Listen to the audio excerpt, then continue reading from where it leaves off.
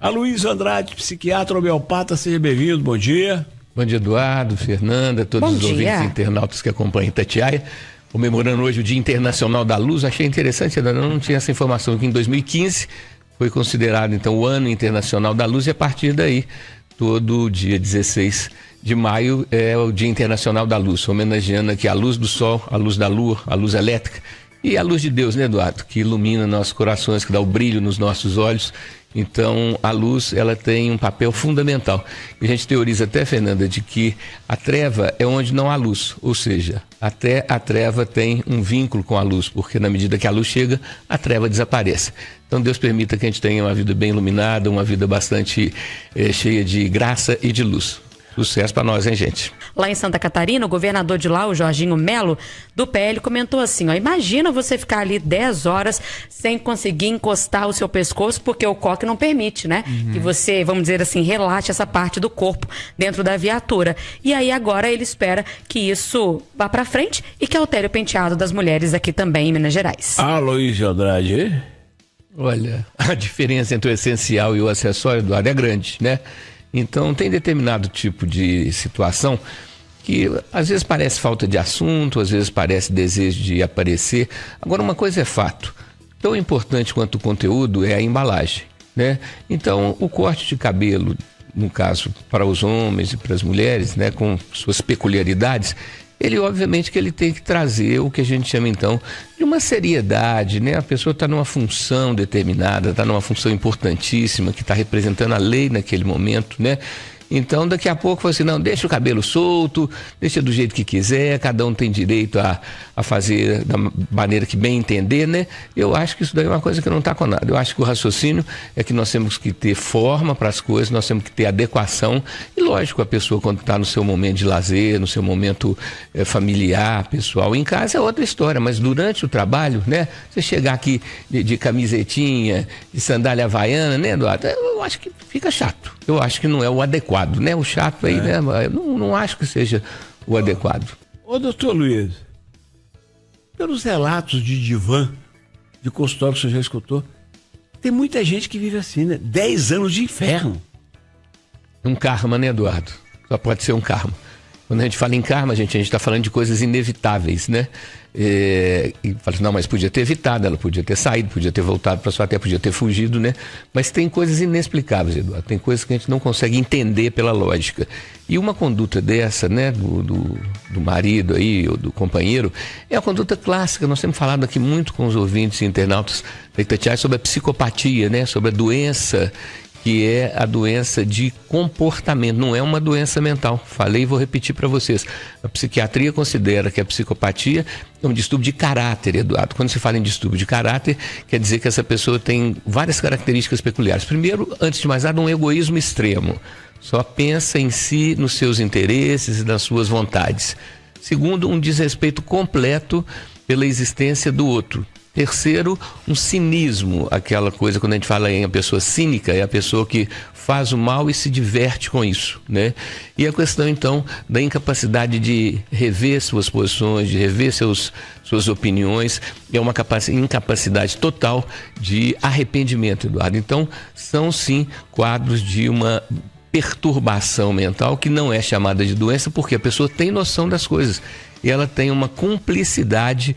Ela não só tem esse sentimento, como ela gosta desse sentimento, o sentimento do sadismo, de ver o sofrimento do outro e com o sofrimento do outro se deleitar, se deliciar e ter então prazer nisso. São casos completamente irreversíveis, não há cura para esse tipo de conduta e a sociedade precisava de ter, Eduardo. E agora a gente tem tido esse problema aí da saúde mental, da lei antimanicomial e etc., onde acredita-se que todo mundo tem o direito de estar circulando aí de qualquer forma, apesar do que já foi feito antes. E quando a gente fala na questão do cumprimento de 1/6 da pena e de se trabalha, se estuda, diminui, na verdade 30 anos de uma condenação por um assassinato desse tipo acaba virando 2 anos, 2 anos e meio de cadeia e bora lá pra rua continuar fazendo a maldade dia e noite com qualquer um que apareça no seu caminho. A gente acaba descobrindo depois, né?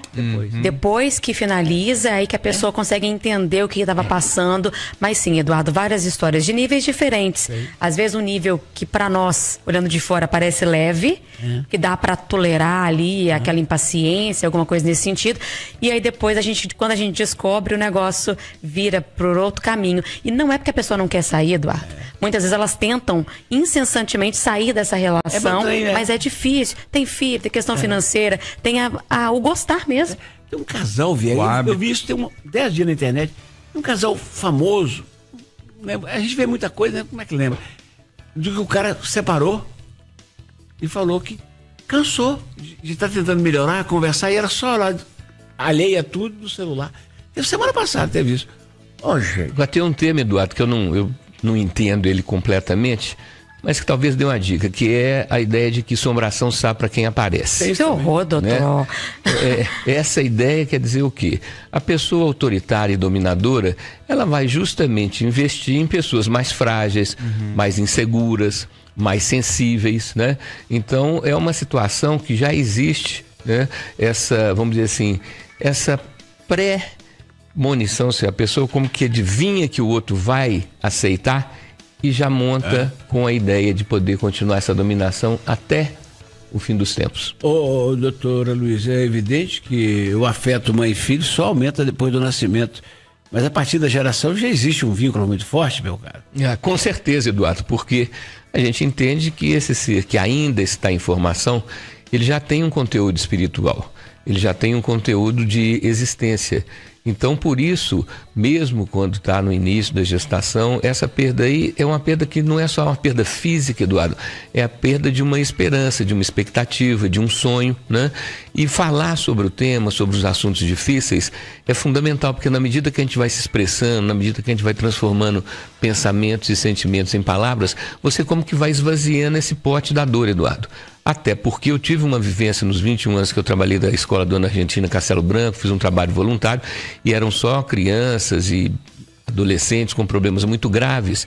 Então você vê que às vezes a perda durante a gravidez, do ponto de vista prático para o futuro da vida dessa mãe, é um tipo de libertação. Por quê? Porque a criança que nasce totalmente sem condições de ser normal, de ter uma vida normal, uma vida alegre e feliz, é como se o ciclo espiritual, Eduardo, fosse um ciclo mais curto. E os indianos, eles têm um raciocínio que é interessante, porque eles imaginam que quando a pessoa, seja criança, seja adolescente, seja idoso, deixa o corpo físico, é um sinal de que houve um fechamento de um ciclo. Complementou-se aquela etapa, né? Independente da idade. E eles então se imaginam como uma gota, Eduardo, que dá um pulo de cabeça, dá um tibu no oceano, deixa de ser gota e volta a ser oceano. Sai dessa individualidade que já dentro do útero materno já tem essas características. Tanto é, Fernanda, que muitas vezes a mãe tem mudanças de gosto alimentar, tem mudanças de funcionamento em função dessa criança que está sendo gerada, desse ser espiritual que está no seu útero. Então, a ideia de que quando a gente deixa o corpo físico, a gente volta a integrar o oceano cósmico, a gente volta a ser um com Deus, pode ajudar nessa libertação da sensação de que a perda é uma perda irreversível, é uma transformação, é uma mudança de etapa, é uma mudança de jeito de estar nesse universo que é muito maior do que a gente imagina, do que a gente consegue compreender. Eles montaram o dia de quem fica com quem. Então tem lá um quadro colado na geladeira. De segunda a quinta, Maria dorme com João. Ok? Ok não, mas continua. Lucas e Isabel dormem sozinhos. De sexta a domingo, Lucas fica com Maria e o João fica com a Isabel. Entendeu? Ô comentarista, eu vou ouvir aqui os convidados. Ô comentarista, negócio de Lucas, Maria, João. Ô comentarista. Mudava pra melhor, com certeza. Que a gente ia mudar melhor, já tava bom. Diz que ia mudar pra melhor, não tava muito bom. Tava meio ruim também. Tava ruim. Agora parece que piorou. Não é quando dá vontade, Edu, tem o dia certo, entendeu? Então o casal tido original fica de segunda a quinta. Na sexta, sábado, domingo, no final de semana, troca. Entendeu? E mexe um pouquinho. Ô Carlão, precisa da sua opinião. Ô, Duan Costa, só a Divino Espírito Santo pra ajudar. Eu acho que nem o Divino Espírito Santo. Tá organizado o trem, uai. Isso é uma distorção, porque das coisas mais belas que a gente tem nos relacionamentos é a espontaneidade, né? A espontaneidade é aquilo que não é planejado, aquilo que não é matematicamente calculado. E nessa situação, Fernanda, você vê que é um negócio assim, por isso que a gente fala, né? Cada doido com a sua mania, em cada cabeça uma sentença. Mas eu, pessoalmente, né, cuidando da saúde mental, eu acho que cada um de nós tem que cuidar. Tem certos contextos, tem certas situações que você entra, que você, como diz na gíria, se mete, que é uma busca de desequilíbrio mental. É uma busca de uma perturbação mental, que é quando você, em vez de trabalhar dentro do que a gente chama do adequado, dentro do que tem mais chance de dar certo e de te trazer alegria, felicidade, bem-estar e principalmente a paz interior, Eduardo, isso é um tumulto, é você dar chance para o perigo, dar chance para o azar. Daí eu pessoalmente fico muito incomodado quando eu vejo que o ser humano, ele vai contra o bom senso, ele vai contra a adequação, buscando a confusão. Eu acho que isso aí é de um mau gosto tremendo, é uma coisa terrível. Fala aí, Gaio. A lição que fica para nós, os casais convencionais, é que você vê que coisa, né? Lá são em 4 e eles conseguem se organizar. Um namora com o outro namora com um e vice-versa e frente e versa. E a gente, às vezes, é 2 só e não namora de nenhum, né não? Tem isso também, né? O povo costuma comentar assim, mas pra que tá falando sobre isso e tal? Primeiro, que eles mesmos publicizaram essa história, né? Não foi eu que perguntei. E segundo é que a gente tende a falar bem assim, tá distante da gente. Mas se você parar pra pensar, cada vez mais outros tipos de, vamos dizer assim, de organização familiar estão acontecendo e cada vez mais perto da gente. Amanhã pode ser um filho seu, por exemplo. Que resolve ter uma relação aberta. Doutora Luísa, muito obrigado pela visita, um abraço até sexta que vem, se Deus quiser, às 10 da manhã, e quem quiser conhecer mais esse homeopata e psiquiatra, vai no @Aloísio, ALOISO, Aloísio A. Andrade. E eu quero dar uma recomendação rápida aqui, Eduardo, que é uma técnica de respiração bem simples, e a pessoa deve fazê-la sentada.